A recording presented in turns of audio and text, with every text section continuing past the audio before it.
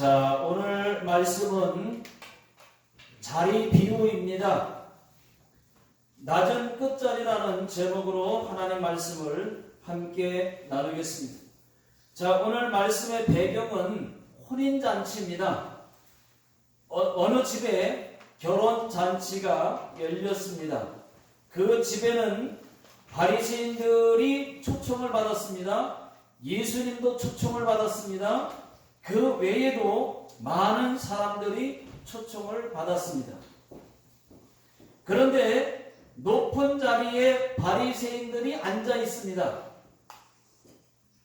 예, 맞습니다. 바리새인들은 원래부터 높은 자리를 매우 앉기를 좋아하고 인사받기 좋아하고 선생님, 라비어라는 소리를 듣기를 좋아합니다.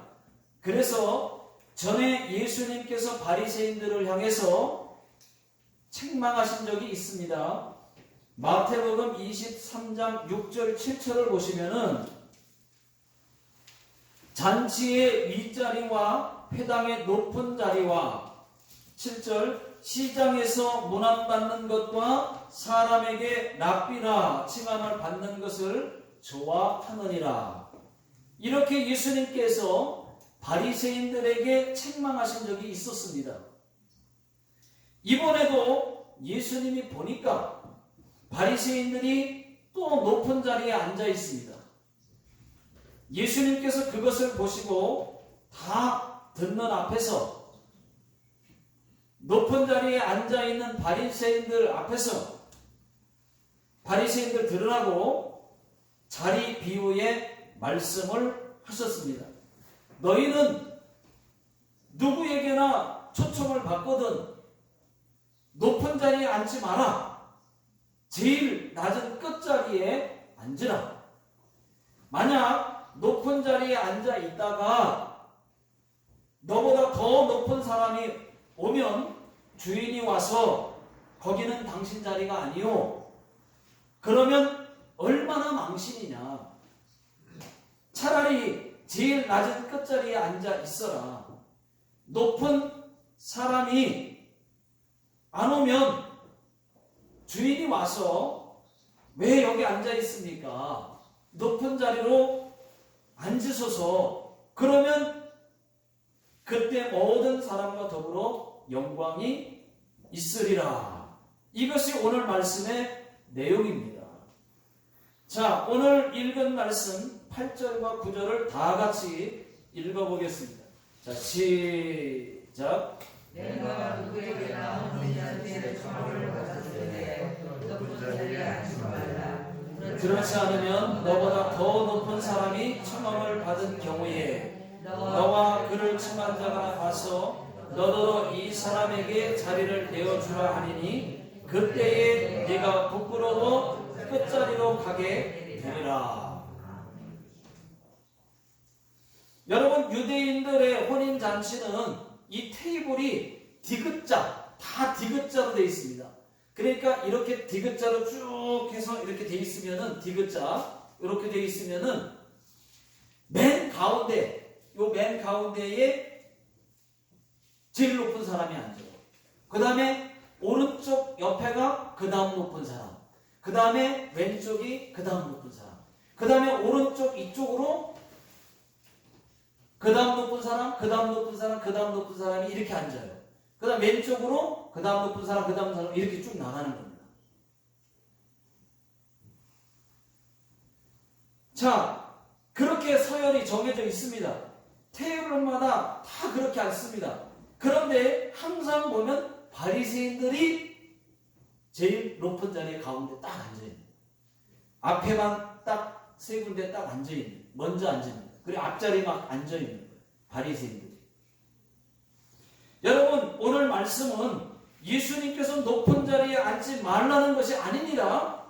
너희는 높은 자리에 앉으라는 것입니다. 앉으라는 것입니다. 그러나 처음부터 거기에 앉지 말고 제일 끝자리로 내려가서 사람들의 추대에 의해서 그 자리로 올라가라는 것입니다. 높은 자리에 앉지 말라는 얘기 아니에요. 앉을 사람은 당연히 앉아야 되지만 먼저 앉아있지 말라는 얘기입니다.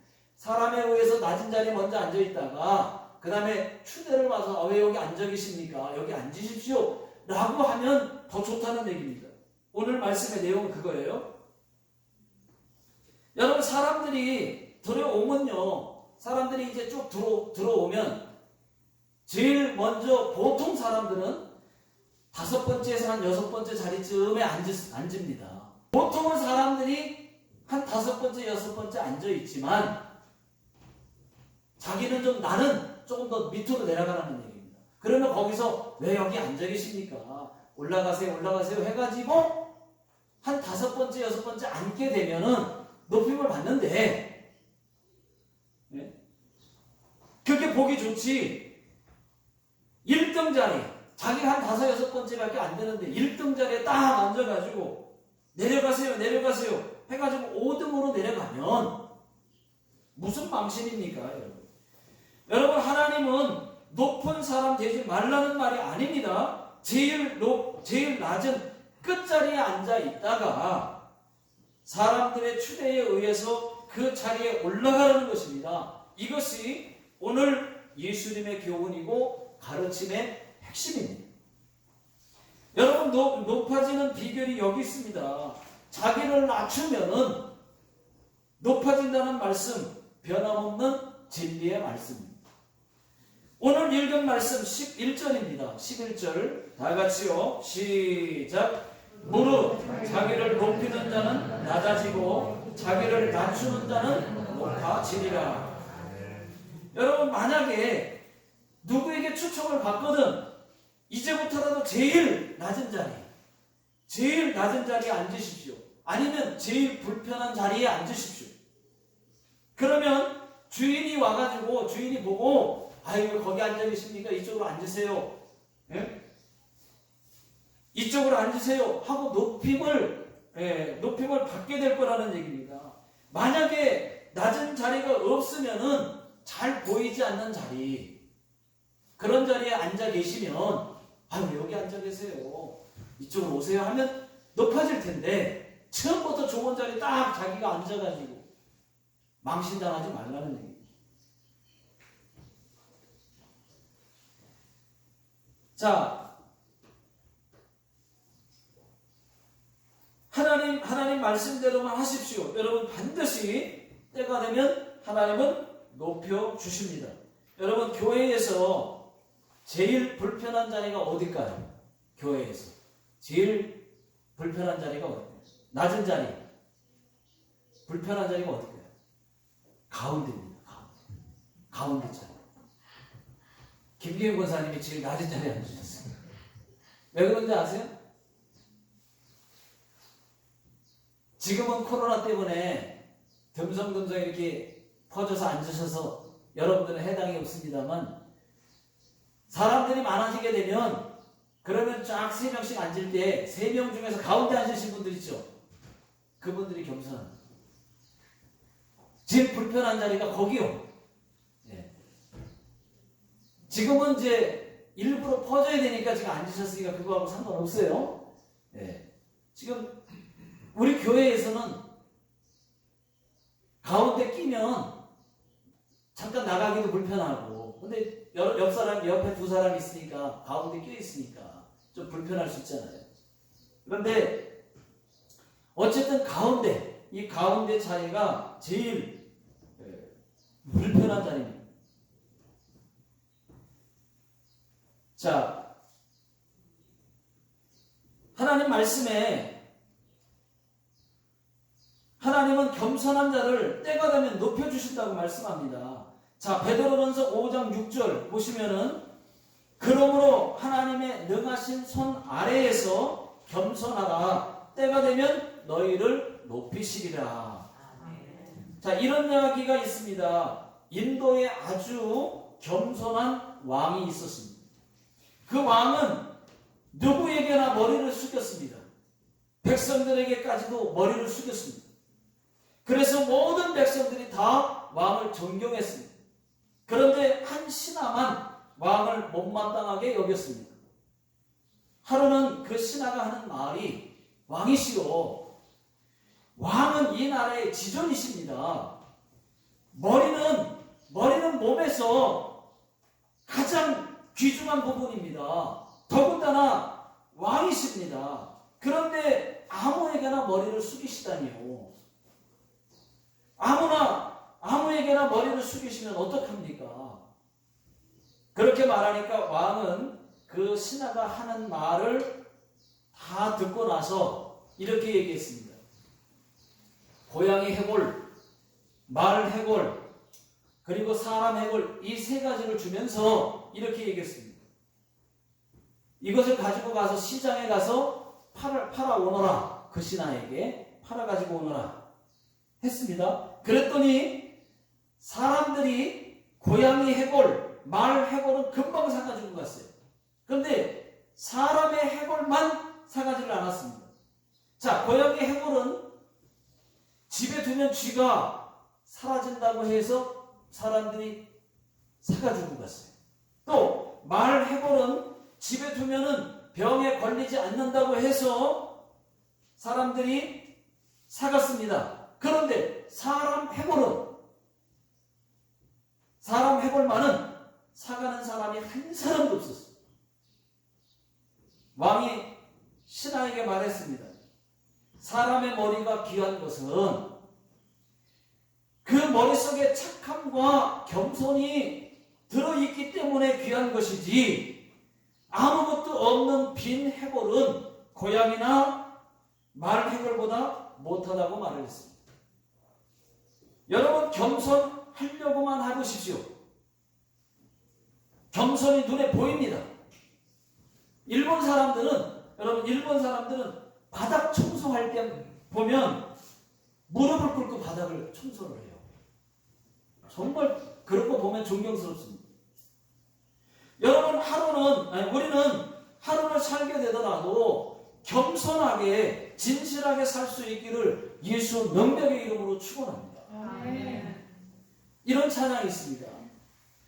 이 하루도 겸손하게 하소서. 이 하루도 겸손하게 하소서. 내가 만나는 모든 사람들에게 자비를 베풀게 하소서. 이런 찬양이 있습니다. 여러분 이 찬양은요 가사 하나하나가 다 은혜롭습니다. 하나하나가 다 좋아요. 내게 주어진 하루를 감사합니다. 이렇게 시작해요. 그러니까 하나하나 가사가 다 감사합니다. 감사, 진실, 그리고 자비, 은혜 이런 걸로만 돼 있습니다.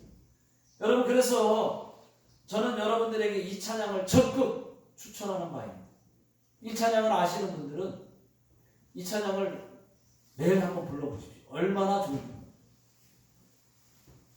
또 세 종류의 사람이 있습니다. 첫 번째는 아주 똑똑한 사람이 있습니다. 이 사람은 자신의 장점과 단점을 알아요. 그래서 그가 주장할 것은 주장하고 인정할 것은 인정합니다. 이런 똑똑한 사람은 남들에게 칭찬도 별로 못 받지만 욕도 별로 안 먹고 살아갑니다. 그런가 하면 교만한 사람이 있습니다. 자기 평가와 다른 사람의 평가가 전혀 다릅니다. 많이 달라요. 자신은 95점이라고 정도로 생각하는데 근데 남들은 그 사람을 50점 이하로 평가를 합니다. 이런 사람을 우리는 교만한 사람이라고 합니다. 이런 사람은 욕 많이 먹습니다. 자기 생각에는 자기가 95점 정도 이상으로 생각하는데 남들은 그 사람은 50점 이하로 생각합니다. 교만한 사람.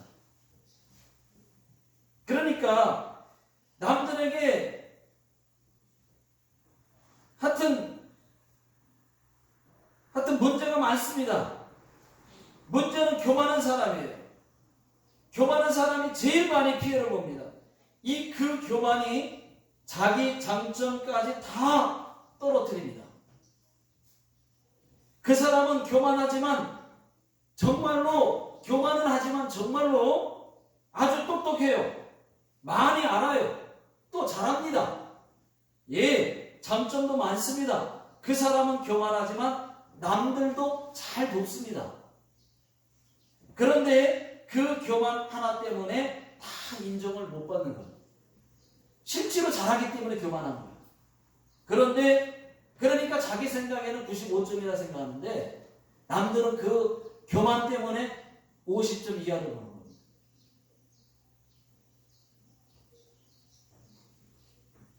여러분, 장점 누가 알아주지 않습니다. 그래서 교만한 사람이 제일 피해를 본다는 것입니다. 그러나 반대로 겸손한 사람은 겸손하기 때문에 단점까지도 다 올라갑니다. 다 올라가요. 겸손하기 때문에 그 이름도 커 보이는 것이고, 겸손하기 때문에 그 사람의 작은 행동까지도 칭찬을 받게 되는 것입니다. 그러니까 겸손한 사람이 있어요. 그렇게 부족해도 겸손한 사람이 오히려 많이 알고 교만한 사람보다, 잘하고 교만한 것보다 아주 부족하지만 나는 죄인이라고 말하는 그 사람이 겸손한 사람. 나는 부족하다고, 나는 약하다 이렇게 말하는 사람. 그래서 성경은 베드로전서 5장 5절에 자, 다 같이 한번 읽어보겠습니다. 시작. 젊은 자들아, 이와 같이 장로들에게 순종하고 다 서로 겸손으로 허리를 동이라. 하나님은 교만한 자를 대적하시되 겸손한 자들에게는 은혜를 주시느니라. 여러분, 교만은 그 교만 자체가 상당한 마이너스가 되지만 겸손은 그 겸손 자체가 상당한 플러스가 된다는 것을 여러분 잊지 마시기 바랍니다. 겸손이 능력임을 잊지 마십시오. 하나님은 겸손한 자를 높여주세요. 겸손한 자에게 높여주는 거예요. 실력 있는 사람을 높여주는 게 아니에요. 하나님이 높여주시면 내려오지 않습니다. 하나님이 높여주시니까. 하나님이 높여주실 때 우리가 그때 높임을 받아야 되는 것이죠. 그러나 어느 날 어느 자리에서 교만하면 그 자리에서 하나님이 낮춰버리십니다. 그래서 매일 겸손해야만 하는 이유가 거기 있습니다. 여러분, 가까이 하고 싶은 사람은 교만한 사람이 아니고 겸손한 사람이에요. 닮기를 원하는 사람도 교만한 사람이 아니고 겸손한 사람이에요. 여러분, 참된 겸손이 무엇이겠습니까? 진짜 겸손한 사람이 나는 겸손하지 않다 이렇게 말하는 사람, 나는 부족하다고 말하는 사람. 또 대단한 겸손이 무엇이겠습니까? 진짜 겸손한 사람이 나는 교만하다, 나는 겸손하지 않다. 이 사람은 그래도 겸손한 사람이지만 진짜 겸손한 사람은 나는 교만한 사람입니다 이렇게 말하는 사람. 그럼 반대로 최고의 교만은 뭐냐? 나는 교만하지 않다라고 말하는 사람입니다. 그 입을 뺀지로 그냥 찍어놔야 돼. 자기가 교만하지 않다고 말하는 사람. 진짜 교만한 사람이에요. 구제불능의 교만도 있습니다. 여러분, 진짜 구제불능 그런 교만도 있습니다. 나는 겸손하다 이렇게 말하는 사람. 진짜 벤치로 희망을 그냥 찍어버려요. 진짜로. 잡아 당겨야 돼, 벤치로. 여러분, 시편 94편 2절을 다같이 한번 보십시오. 자, 시편 94편 2절 시작. 세계를 심판하시는 주여, 일어나사 교만한 자들에게 마땅한 벌을 주소서. 교만한 자에게 마땅한 벌을 주소서. 여러분, 예수님이 어떻게 겸손하셨습니까? 예수님은 하나님의 아들이시지만 여러분, 정말 자신이 겸손하다 할 수 있는 분은 오직 예수님 한 분밖에는 없는 줄로 믿습니다. 마태복음 11장 29절 다 같이 한번 읽어보겠습니다. 시작. 나는 마음이 온유하고 겸손하니 나의 멍에를 메고 내게 배우라. 그리하면 너희 마음이 쉼을 얻으리니. 여러분, 예수님이 어떻게 겸손하셨어요? 예수님은 하나님의 아들이시지만 저 높고 높은 보좌를 다 버리시고 그리고 이 땅에 죄인들을 위해서 죽으러 오셨어요. 이보다 더 큰 겸손은 없습니다. 사람이 아닌, 짐승이 아닌 하나님이신 분이, 신이신 분이 인간의 모습으로 오셨어요. 그것도 가장 낮은 자리, 마을 구유에서 나셨습니다. 그리고 나사렛 깡촌에서 목수의 아들로 자랐습니다. 여러분, 그때 당시의 목수는 3대 천한 직업 중에 하나예요. 그뿐만이 아닙니다. 병든 자를 고치시고 그리고 병든 자, 가난한 자들과 함께 하셨습니다. 심지어는 온 인류를 위해, 모든 인간의 죄를 위해 흉악범만 죽인다는 십자가에 못 박혀 죽으셨습니다. 예수님보다 더 겸손은 없습니다. 겸손은 말로도 겸손해야 되지만은 여러분, 삶으로 보여주는 겸손이 진짜 겸손입니다. 여러분, 또 사도 바울도 얼마나 훌륭합니까? 이 사도 바울이 이렇게 고백을 합니다. 나는 죄인 중에 죄인이요 괴수 중에 괴수다. 이렇게 고백합니다. 또 고린도전서 15장 7절에서 10절에 보시면은, 자, 7절 제가 한번 읽어보겠습니다. 그 후에 야고보에게 보이셨으며 그 후에 모든 사도에게와 8절 맨 나중에 만삭되지 못하여 난 자 같은 나에게도 보이셨으며. 여러분, 여기서 만삭되지 못한 자가 누굽니까? 자가 뭡니까? 사람이 임신을 하게 되면 10달 동안 10달이 다 차야 아기를 낳게 되는데, 사도 바울은 영적으로 덜 된 나에게도 예수님의 부활을 보여주셨다고 고백을 합니다. 나같이 부족한 자에게. 9절 나는 사도 중에 가장 작은 자나 나는 하나님의 교회를 박해하였으므로 사도라 칭함을 받기를 감당하지 못할 자니라. 그러나 내가 나된 것은 하나님의 은혜로 된 것이니 내게 주신 그의 은혜가 헛되지 아니하여 내가 모든 사람보다 더 많이 수고하였으나 내가 한 것이 아니요 오직 나와 함께 하신 하나님의 은혜로라. 여러분, 사도 바울은 자기를 만삭되지 못한 자라고 이야기하고 있습니다. 사도 중에 지극히 작은 자, 하나님의 교회를 핍박한 자, 나의 나된 것은 오직 하나님의 은혜라고 고백을 하고 있습니다. 자기를 그렇게 낮추고 있습니다. 여러분, 이것은 바울의 겸손입니다.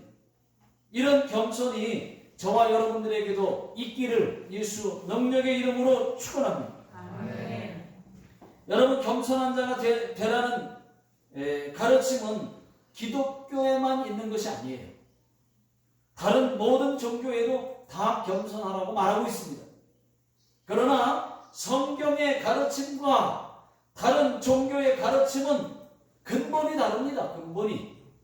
세상에서 겸손을 가르치는 것은 겸손의 옷을 입으라는 것이고, 그러나 예수님의 가르침은 겸손의 영을 가지라는 거예요. 겸손의 영. 우리의 속사람이 변화되지 아니하고 내 마음이 하나님 앞에 겸손하지 않는데, 여러분, 겸손의 옷만 입으면 뭐 하겠습니까? 내 속사람이 변해야, 그래야 진정한 겸손이지.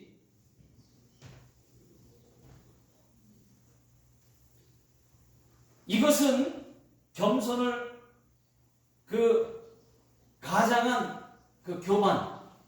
겸손의 옷은 입었는데 여러분 속사람은 변하지 않은 그 상태는 여러분 겸손을 가장한 교만이 될 수 있다는 것을 아셔야 됩니다. 그러니까 겸손의 영을 가지라는 거예요. 우리 성경은. 그래서 우리가 속사람이 변해서, 내가 하나님의 말씀으로 하나님을 인하여 변해서 겸손할 때 그게 진짜 겸손이라고 하는 것입니다. 사도 바울은 속사람이 변했습니다.